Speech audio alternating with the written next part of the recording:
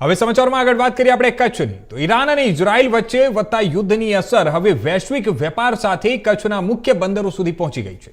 ખાસ કરીને આપણે વાત કરીએ તો મુન્દ્રા પોર્ટ અને કંડલા પોર્ટ પરથી થતા આયાત નિકાસ પર સીધી અસર જોવા મળી રહી છે। યુદ્ધના કારણે અનેક શિપિંગ રૂટ ખોરવાઈ ગયા છે, જેના કારણે ટ્રાન્સપોર્ટર અને એક્સપોર્ટરો ભારે મુશ્કેલીમાં મુકાયા છે। ઘણા કન્ટેનરો વિદેશ જતા માર્ગમાં અટકી ગયા છે અને સ્થિતિ લાંબી ચાલે તો મોટા આર્થિક નુકસાનની શક્યતા પણ વ્યક્ત કરવામાં આવી રહી છે। કન્ટેનર એસોસિએશનના મહામંત્રી પ્રકાશભાઈ ઠક્કરે જણાવ્યું હતું કે રોજિંદા મુન્દ્રા અને કંડલા બંદરોથી 3000થી વધુ કન્ટેનરો વિદેશ મોકલવામાં આવે છે। ખાસ કરીને ચોખા, ખાંડ અને અન્ય ખાદ્ય પદાર્થોની મોટા પ્રમાણમાં નિકાસ થાય છે। હાલ યુદ્ધના કારણે અનેક વેસલો અર્ધમાર્ગે રોકાઈ ગયો છે અને જેના કારણે શિપિંગ ચેન સંપૂર્ણ રીતે પ્રભાવિત થઈ છે। જો યુદ્ધ લાંબુ ચાલશે તો ટ્રાન્સપોર્ટરોને મોટી આર્થિક નુકસાની પણ વેઠવાનો વારો આવશે। ગાંધીધામના ટ્રાન્સપોર્ટર દિનેશ ગુપ્તાએ જણાવ્યું હતું કે કંડલામાંથી નિકાસ થતી જે ઓઇલ એન્ડ ક્રૂડ સંબંધિત વેસલો છે તે હાલ અટકાવી દેવામાં આવી છે। બીજી તરફ ગલ્ફ દેશોમાંથી આવતી પેટ્રોલિયમ પ્રોડક્ટ્સની આયાત પણ પ્રભાવિત થઈ છે। આ કારણે આવનારા સમયમાં ઈંધણ અને ટ્રાન્સપોર્ટ ખર્ચ પર સીધી અસર થવાની શક્યતા છે। ઉપરાંત કંડલા અને મુન્દ્રા પરથી સિરામિક ટાઇલ્સ અને ચોખાની નિકાસ ઉપર પણ ગંભીર અસર પડશે। વોરને લઈને જે આજની પરિસ્થિતિ દેખાય છે એના હિસાબે વોરને લઈને બહુ ભયાનક પરિસ્થિતિઓ જો કદાચ વોર લાંબો ચાલે તો આપણને દેખાઈ રહી છે। કેમ કે હવે શું છે, આ એક વર્લ્ડ વોર ટાઈપનો એક થઈ રહ્યો છે ધીરે ધીરે, અને જે રીતે આ લોકો એકબીજા ઉપર આક્રમણ કરી રહ્યા છે એની અસર ઇન્ડિયાને બહુ મોટી પડવાની છે। કેમ કે ઇન્ડિયાનો ડિપેન્ડન્ટ ક્રૂડના હિસાબે આખો ગલ્ફ કન્ટ્રીઝને એ બાજુ છે અને કોઈ પણ વેસલો હમણાં આવવાનું બધું બંધ થઈ ગયું છે। એટલે જેટલું ઇમ્પોર્ટ કાર્ગો હતો એ પણ બંધ છે અને એક્સપોર્ટ કાર્ગો પણ બંધ છે, જેના લીધે કંડલા, ગાંધીધામ, મુન્દ્રા કે કચ્છને નહીં બટ આખા ઇન્ડિયાને એની હાલાકી ભોગવવી પડે કદાચ એવી પરિસ્થિતિ આવે।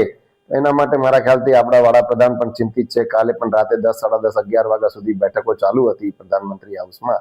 તો મને લાગે છે કે પ્રધાનમંત્રીજીના ઇન્ટરવ્યુથી કદાચ ત્વરિત આ સમસ્યા સોલ્વ થઈ જાય અને આપણને કંઈક રાહત મળે। પણ આજની પરિસ્થિતિમાં તો ટ્રેડ આખો બહુ ચિંતિત છે પોતાના વેપારથી, પોતાના ઇમ્પોર્ટ એક્સપોર્ટથી। રૂટને કંઈક ડાયવર્ટ કરવામાં આવશે તો સ્થાનિક ટ્રાન્સપોર્ટરોને શું નુકસાન થઈ શકે? રૂટને ડાયવર્ટ કરવામાં આવશે એનાથી સ્થાનિક ટ્રાન્સપોર્ટરને પ્રોબ્લેમ નહીં થાય। રૂટને ડાયવર્ટ કરવામાં આવશે તો ઇમ્પોર્ટર એક્સપોર્ટરને હાલાકી ભોગવવી પડશે, એના ભાડા વધી જશે, તો એનાથી કોસ્ટિંગ નહીં બેસે, તો એવી પરિસ્થિતિ કદાચ ઊભી થાય।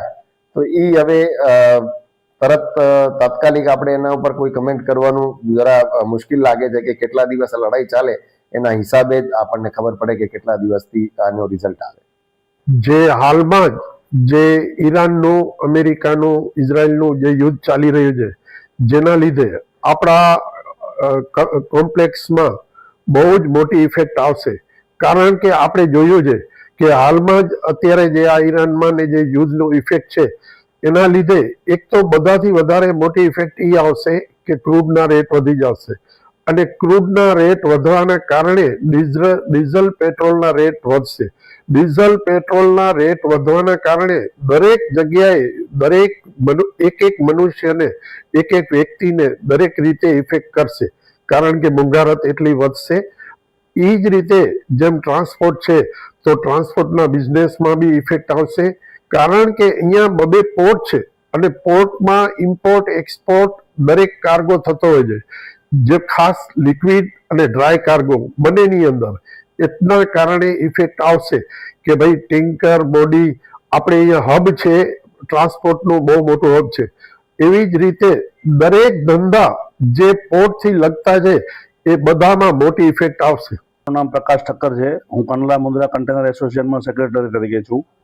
અત્યારે વોરના કારણે છેલ્લા 48 કલાકથી ટ્રાન્સપોર્ટરો, એક્સપોર્ટરો બધા ટેન્શનમાં જ છે, કારણ કે આ વોર ખાલી ગલ્ફ પૂરતું કે સાઉદી પૂરતું સીમિત નથી। અમારા માટે આખા વર્લ્ડમાં જ્યાં ત્યાં એક્સપોર્ટ થાય છે બધા જ કન્ટેનરો હોલ્ડ થઈ જાય છે। વેસલ પણ લઈ નહીં જાય, વેસલ પણ હોલ્ડ થશે। શિપિંગ લાઈનો કન્ટેનર પોતાના હોલ્ડ કરી નાખે છે અને વેસલો પણ પોતાની હોલ્ડ કરી નાખે છે। એટલે જે તે જગ્યાએ ફેક્ટરીઓમાં, રસ્તામાં, બધી જગ્યાએ